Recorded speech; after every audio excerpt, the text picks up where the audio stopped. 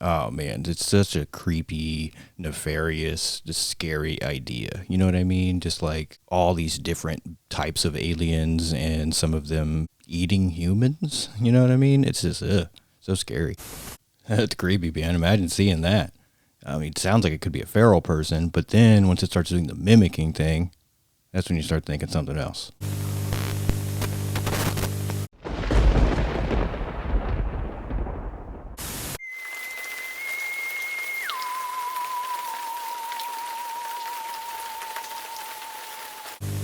What is up, everybody? I'm Johnny Blacklight, and welcome to another video where we just kind of get random with it. No real plan for this one, but I just want to jump into the weird side of TikTok and see what we can find. I feel like my algorithm is cursed enough at this point to find something interesting, so let's just get right into it and see what we can find.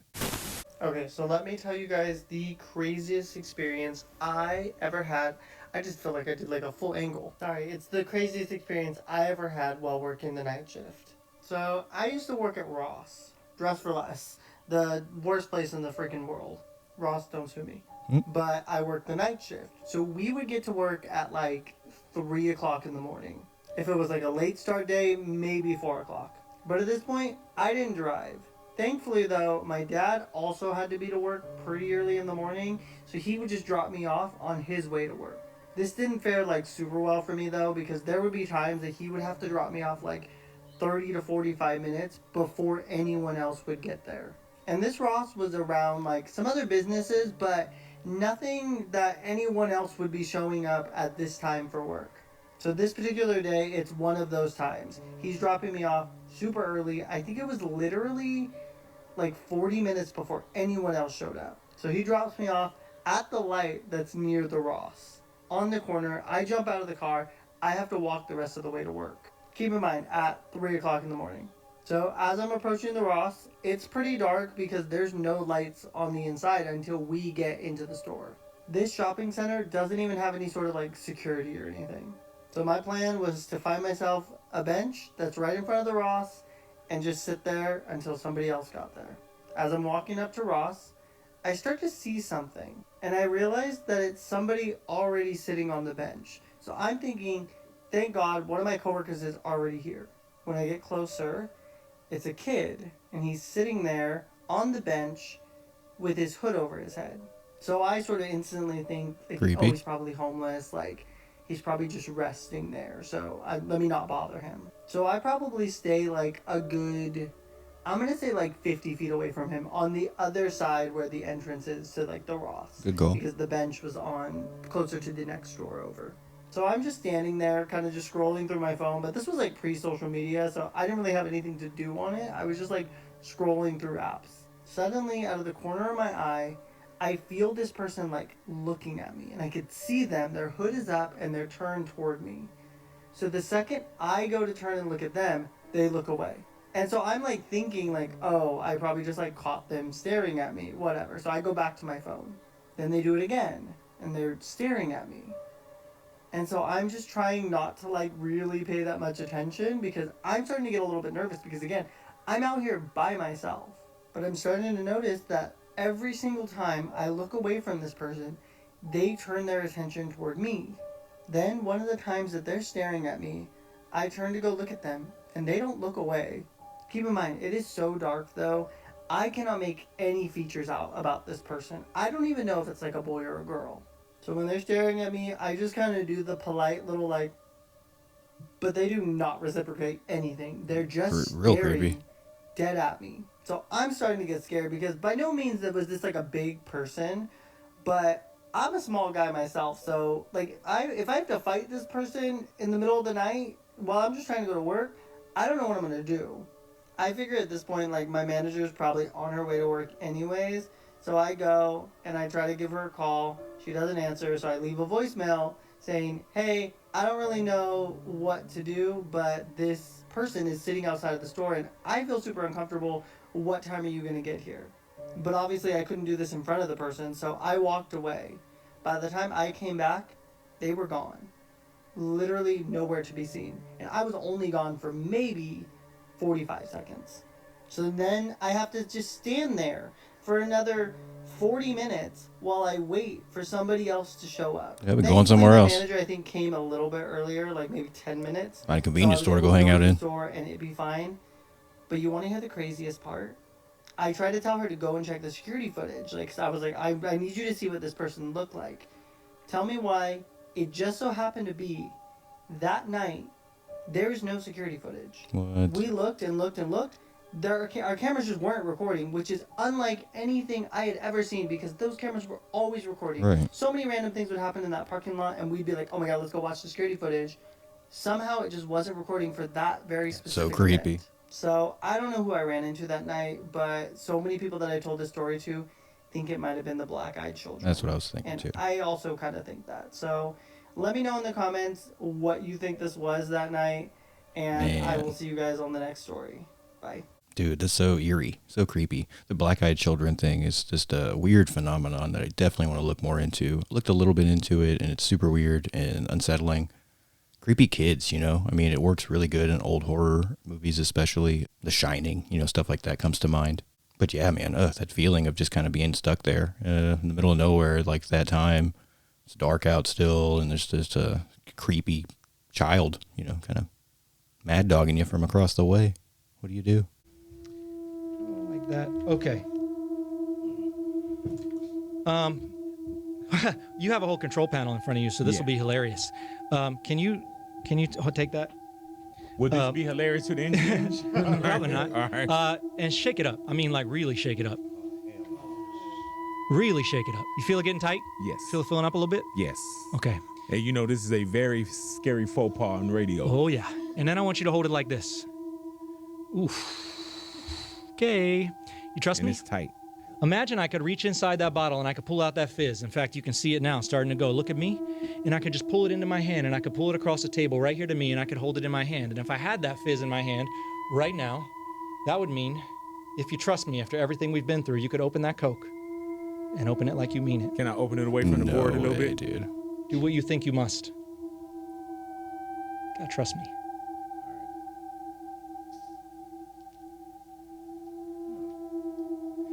Well, you know that energy never goes away. Energy has to go somewhere. That was capped. Energy has to go somewhere big. Watch this. 3, 2, 1. Watch the bottle.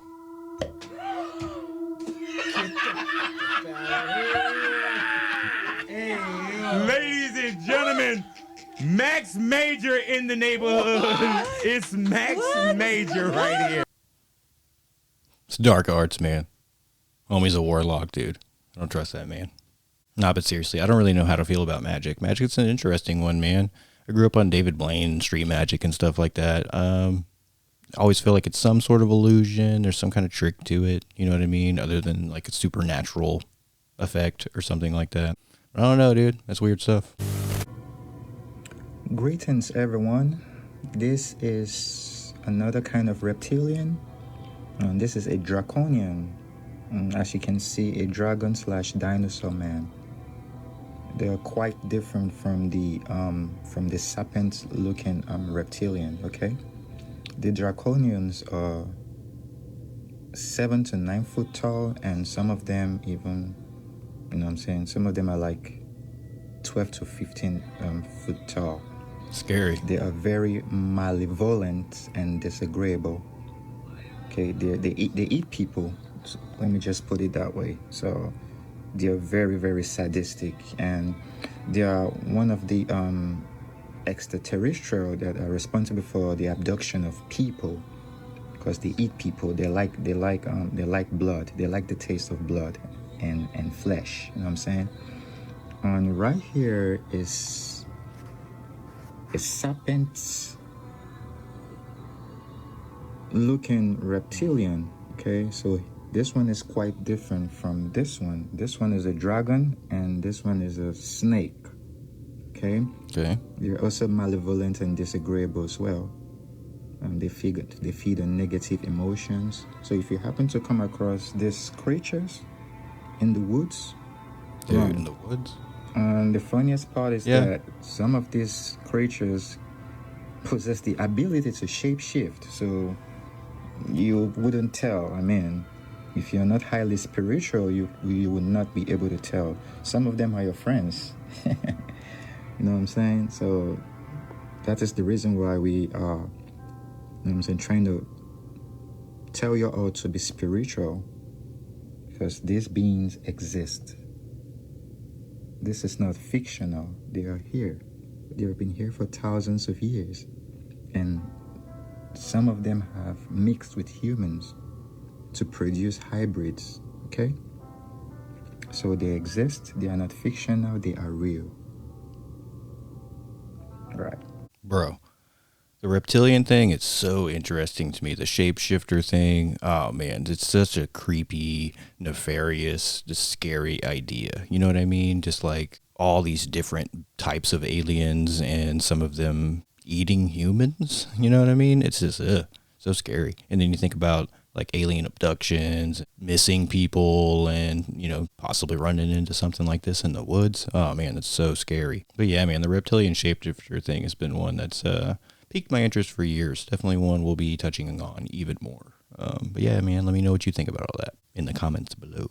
I got another story for you. This story was sent to me by a follower who had a creepy encounter in the woods of West Virginia. Which, if you didn't know, West Virginia is the only state completely covered with the Appalachian Mountains. Alright, let's get to the story. I grew up in rural West Virginia, and my grandparents owned my grandfather's old family farm. It was roughly about 120 acres of land inside of a valley. Only thing on this property was my great-great-grandparents' house. My grandpa would always tell me and my cousin all about all the Appalachian legends and stories that he had heard growing up.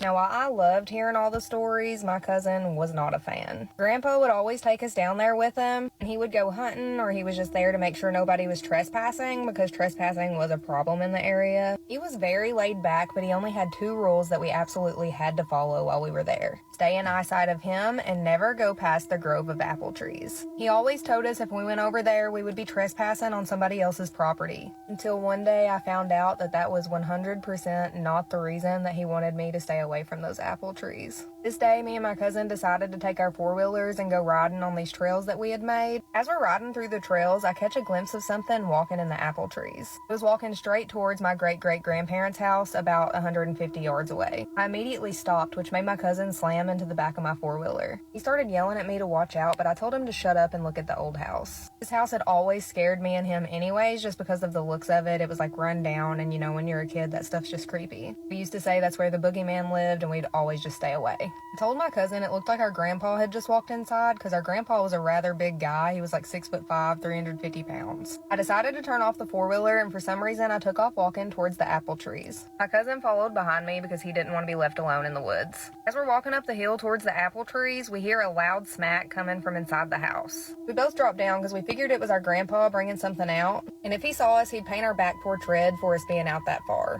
As we lay there completely quiet, a large arm and hand comes out and grabs the frame of the house. We could hear the walking coming closer to the apple trees, so we just kept hiding. Once the footsteps stopped, we could hear like the rustling of tree branches and apples falling, hitting the ground. We both looked up and saw something that we at first thought was a bear. It was roughly 7.5 feet tall and covered in brown hair. Like I said, my first thought was a bear because we do have bears in that country. It was standing completely on 2 legs, just like a human, and it was using one hand to shake the tree branches and holding a bunch of apples in the other hand, at least 5 or 6 apples, but it could have held more. I was frozen in fear until all of a sudden my cousin took off running towards the 4-wheeler. When he took off, the creature dropped the tree branch and just turned and was staring right in our direction. I took off running too, and I was right on my cousin's tail as we made it to the 4-wheelers. We jumped on them and ripped out of there as quick as we could. Once we made it back to where Grandpa was, his face was beet red. It's like he knew something had happened. He told us to get in the truck now. So we did, and we took the longest ride home. He never once said a word about it back then. I'm almost 30 now, and about 8 months ago, he brought it up. Told him what I saw, and he told me that he told us to stay away from that area. He said that just because our family's name was on the title, that it didn't belong to our family. That part belonged to him. I've gone back many times since then, but I'll still never cross over and go to the apple groves again. Let me know y'all's thoughts on this story in the comments. Send any of your creepy and scary stories to my DM. I'm gonna keep going. Man, sounds like it could be a bear, but it also sounds like it could be a Sasquatch. I don't know, man. Interesting, scary, creepy, regardless of it being a bear or a Sasquatch, because I feel like both of those things could be dangerous if they both exist. We know bears exist. Not really totally sure on Sasquatch quite yet, but I don't know, man. I don't want to cross them, especially like closely. You know what I mean? I keep my distance. Yeah, pretty creepy, pretty unsettling, you know, hiding from something like that while it gathers apples and then it noticing you and having to get out of there. Ooh, creepy. Eastern Texas is a really eerie place. Now, this story comes out of a place near Tyler, Texas. There was this man named Nate, and Nate said this one weekend, him and his buddies decided they were going to go camping. The first night they're out in the woods, they start hearing coyotes. And they could hear this howling sound all around their campsite. And all night long, they kept hearing these howls. Well, the next day, Nate decides he's going to go out into the woods and look for some firewood. So he makes his way out down this trail, and he ends up getting lost. And for like 2 hours, he cannot find his way back to the campsite. So he decides, I'm going to climb this tree and see if I can see the fire from our campsite. So he gets up in the tree, and he can see out, a good distance, and he happens to see the smoke coming from where their camp is. So he starts screaming, help me, I'm lost, like help. He said all of a sudden he sees these birds just take off into the sky, like they've just seen something. And he begins to hear a strange sound coming from the brush on the ground. And he said out behind this bush stepped what looked like a naked man walking on all fours. Whoa. And he said it was just very animalistic like. And this thing crawls up to the tree that Nate is sitting in. And he said when it got to the tree, it started sniffing it like it had picked up a scent. And all of a sudden, this thing turned its head 360, and it was now looking up at Nate. And it started to say, help me, please help me. And it was repeating what Nate was saying, except it was the sound of Nate's voice. And he said he started screaming again, like, help me, please help me, like screaming for his friends. And he said finally, this thing just took off into the woods, and he hears some more noise, and there's his friends coming up to the tree. And he's like, look, there's something out in the woods, like I was lost, and like, we need to get out of here, And his friends are like, what are you talking about? Like, there's nothing out in the woods. Like, you're losing it, man. And right as he said that, they see a coyote walk by them, and they were like, okay, it's time to leave.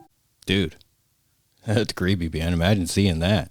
I mean, it sounds like it could be a feral person, but then once it starts doing the mimicking thing, that's when you start thinking something else. Ooh, man. Then you see a coyote come by, so it's like, well, if it is some sort of shape-shifting mimic thing, maybe it's shape-shifted into the coyote and skedaddled out of there, man. Ooh. Creepy. Ugh. Another picture of just artwork of a Type 4. There, now here's one. Dogman. That is with a photograph. This is a blown up detail of a much larger picture. And this thing was crossing, that's a fence right there. It's crossing a fence is what it's doing. Now, I personally do not think that that's a real dogman. I think that's a hoax. And I've seen that photo. You see the shoulders on this? This is a very accurate artist rendering of what we have seen other pictures of. This is very accurate rendering of what they look like. You see, now, we were camped in the north end. We decided we're going to go see if we can find one of these and get a picture of it. Oh, you did. I wanted to find a Bigfoot in the north end. Well, we ended up going there. So we go up there and we camp in the north end. First thing weird that happened, we had wolves show up. Yep. Red wolves showed up, tried to lure my dog out of camp. Tried to lure my German Shepherd up there to them. And if any of y'all have read Call of the Wild, they used the exact same tactics as what he described in Call of the Wild. It was absolutely amazing. All right, that happened 2 nights in a row. Then we had a quiet night. And then the next, all right, he heard something coming down the hill right behind Bear's tent. And he sat there, and he's no further than here to the corner right there. Maybe actually no further here to that bright light right there. And he's sitting there, and he hears steps, and he looks, and like Bear's tent's right there, my tent's like right here. And there's a big oak tree right beside my tent. And I have my German Shepherd Buddy in the tent with me. All right. Leonard hears footsteps going up there. He fired his camera once, and he absolutely could not believe what he saw. And what he saw was, what he saw was this right here, except he saw the right side of it. And he quickly shot another one. And by this time, all it did is it was walking like this, and it turned and it bared its teeth at him, and it ran in behind that oak tree that was right beside my tent. I spoil my dogs. I have a cot, and my dogs have a cot. Buddy was on his cot. Now, the dog cot is only about that far off the ground. Buddy was on his cot. He never made a sound. All of a sudden, he jumped up and burrows, trying to start burrowing under my cot. Wakes me up. Damn it, buddy, what are you doing? I start trying to pull him out. I was wrestling him, and I couldn't get him out from under my cot. And he's waddling around and carrying on and whining. I said, well, all right then, just lay your ass down and just Instinct, be still. man. And he hunkered down over there and didn't make a sound, didn't move. I went back to sleep. About that time, I see a flash, and I said, oh, God, Leonard's out there shooting pictures again. And then I thought I heard some movement outside my tent, and I saw 2 more flashes. Next morning, daylight, Leonard's gone. He goes hauling ass into the nearest little old town looking for a pharmacy or someplace to get those pictures. One of those photo finish places. Right. Back when you had. By the time we get our breakfast eaten, here comes Leonard back. Y'all ain't gonna believe this. You ain't gonna believe this. He had nice glossies. The first one, you could see something in it. The second one, he had a perfect full profile of that sun. This position right. You could see his hands, you could see the claws. Their hands look like raccoon hands, but with big claws on the tips. That's what knobby knuckles. Big, huge hands. Horror style creepy, man. Like Nosferatu. and he had his teeth bared at Leonard. The next shot, the third shot, he was behind the oak tree next to my tent, and he was looking out at Leonard. Leonard shot him and flashed his eyes. He turned around and hauled butt up the hill behind my tent. The fourth shot, you can see him across the back, and you can see what huge, massive muscles he's got on his back. In the fifth shot, he was just nothing but just a dark smudge on the film. All right. I'm like, yeah. I figured he might have pulled something, or I didn't know. We were starting to tear the camp down. I go up there, and I walked around there, started to pull the tent pegs up, and my God, there were the tracks right there at the corner of my tent. Wow. And I looked, and the tracks went right up the hill. The hillside was covered with that little short green carpet moss. And everywhere that son of a gun stepped, it tore that. Those claws tore through that moss. Oh, they scared the hell out of me. Yeah, and we backtracked them, and we found where it came down the hill, and we found where it walked right behind Bear's tent. Yeah, nothing but a piece of fabric between me and it. Yeah. Too many. And too many people and too vigilant. Yeah. Because Leonard was sitting there. Yeah. They do not actually, a camera flash is a much better deterrent to them and much better protection than a gun. Yes. Dogman camera shy. Or a real strong spotlight or flashlight. We tell everybody that goes with us, bring you a good flashlight with a minimum of 700 lumens. Like, yeah, dude. I get a flashlight, I'm getting one of those badass ones. Spotlights have saved my ass. Yeah, I'm many times. Or I used to have I still got it. I had an Olympus real nice pro grade Olympus camera with a big tater masher. We call it big potato masher flash, and I flashed that thing right in the faces of several of them and stopped them. I mean, they'd be charging it, be coming at me at 30, 40 miles an hour, and I hit them a couple of times with that thing, and they'll slam on the brakes. Throw their arm up, scream 3 or 4 times, and turn around and go back the other way. It's kind of like burning their eyes. Yeah. But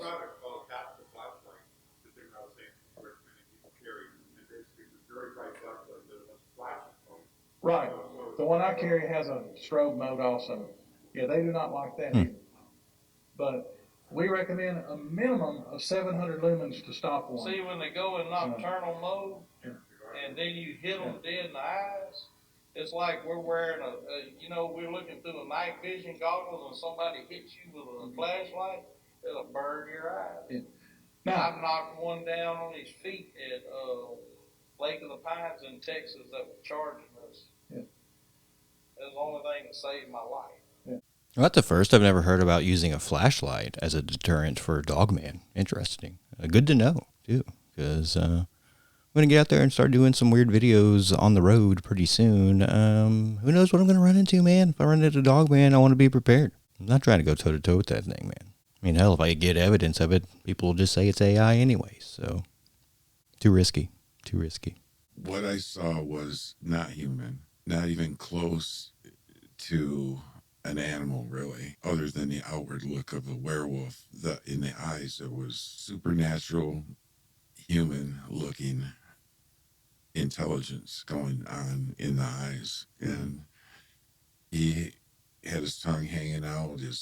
He did have a scar on his snout. His eyes were yellow, like a bright amber, solid black.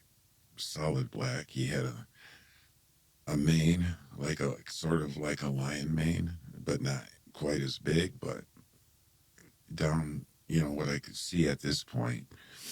I could just see his head and part of his hand at this time, this is all I could see at this point. And I'm still trying to get up this hill and I can't go any faster. I think I had that truck about 6 months. Okay. And I was still getting used to the automatics.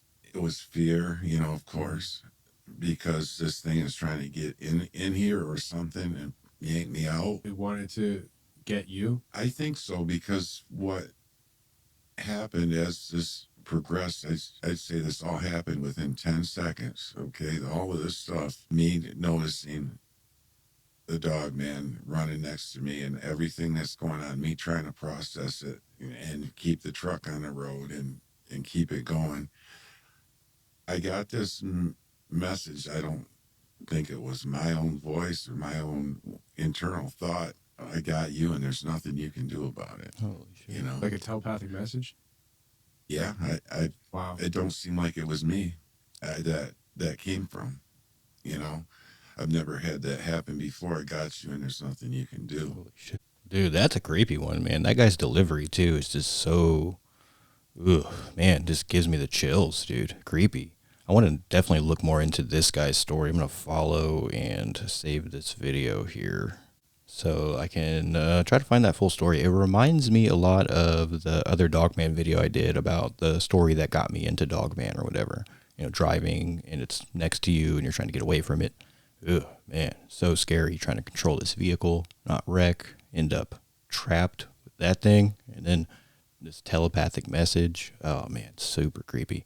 Like he says, like the intelligence in its eyes. Scary, dude, so scary.